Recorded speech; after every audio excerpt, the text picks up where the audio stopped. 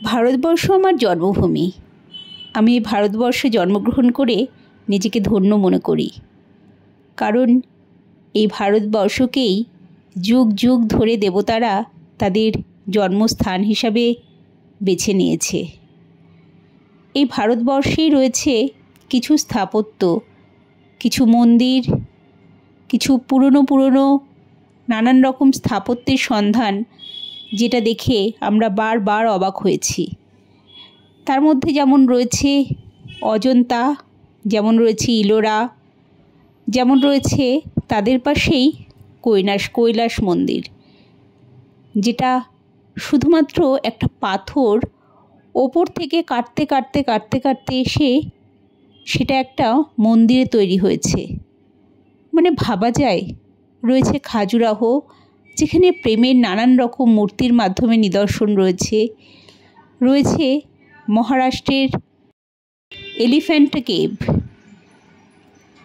রয়েছে 64 যোগিনী মন্দির, যার অনুকরণে আমাদের বর্তমান পার্লামেন্ট নির্মিত হয়েছে, যার কেন্দ্রবিন্দুতে রয়েছে শিবলিঙ্গ এবং তার চারিপাশে গোল করে রয়েছে 64 যোগিনীর মন্দির।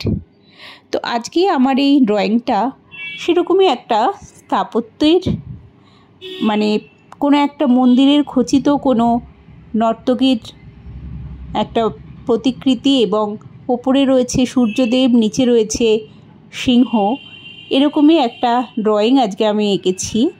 এবং এটাকে কালার করার জন্য, যেহেতু এটা পাথর, তাই জন্য এটাকে কালার করার জন্য আমি খুব সামান্য রঙই এখানে আমি ইউজ করেছি, যার মধ্যে রয়েছে মেনলি ব্রান্ট আম্বার, সেপিয়া, আর রয়েছে অলিভ গ্রিন। এই অলিভ গ্রিনটা ইউজ করেছি যেহেতু এটা অনেক পুরনো একটা পাথরের উপরে একটু শ্যাওলাটে ভাব থেকে যায়, সেটা বোঝানোর জন্য এই অলিভ গ্রিনটা আমি ইউজ করেছি।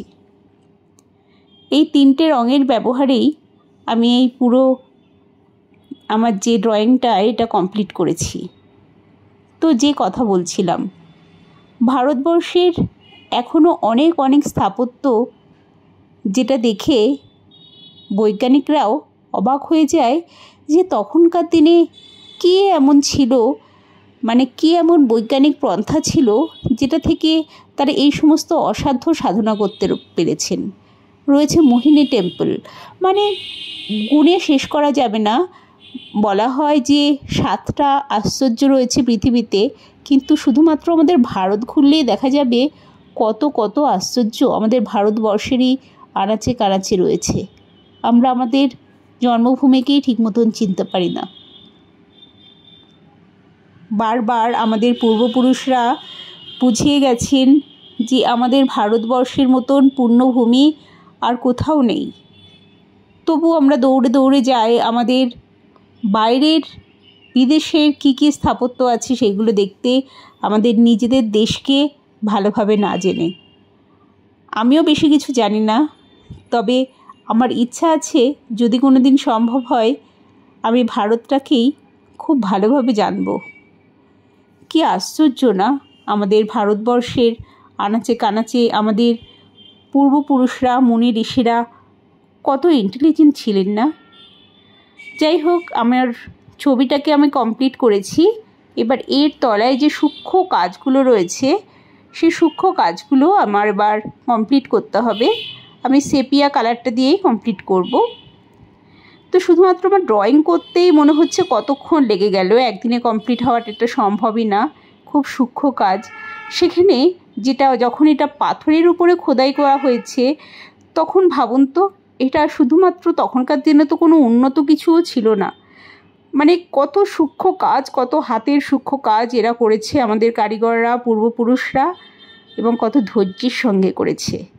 বারবার এদের সবার কাছে আমাদের মাথা নত হয়ে যায়। আজকে আমার ড্রয়িংটা আপনাদের কেমন লাগলো অবশ্যই জানাবেন কমেন্টের মাধ্যমে।